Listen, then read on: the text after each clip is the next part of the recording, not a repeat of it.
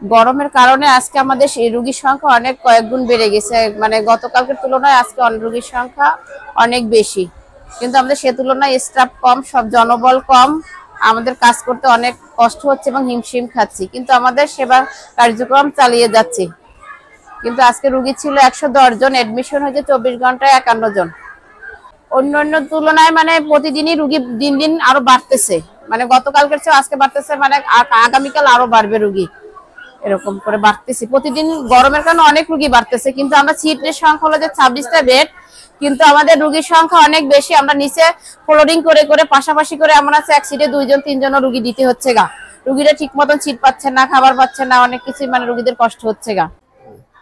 হ্যাঁ, ওই যে গরম কারণে গরম বেড়ে যাওয়াতে বাচ্চার গরমের থেকে ঠান্ডা কাশিও বাড়িয়ে গেছে গা। এখন উনি বাচ্চার কাশির সাথে কফ বেশি, হাসপাতালেও আসার পরে বেড পাচ্ছি না, রুগীর সংখ্যা বেশি, এই অবস্থা আর কি।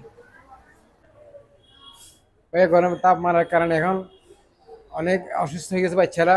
বাচ্চাদেরকে হাসপাতালে নিয়ে আসছি, ওদের কারণে আমরা সুস্থ মানুষ অসুস্থ হয়ে যাচ্ছি। এখন হাসপাতালে অনেক গরম, তাপমাত্রা অনেক বেশি, এখন সুস্থ মানুষ অসুস্থ হয়ে যাচ্ছে। কি বলবো।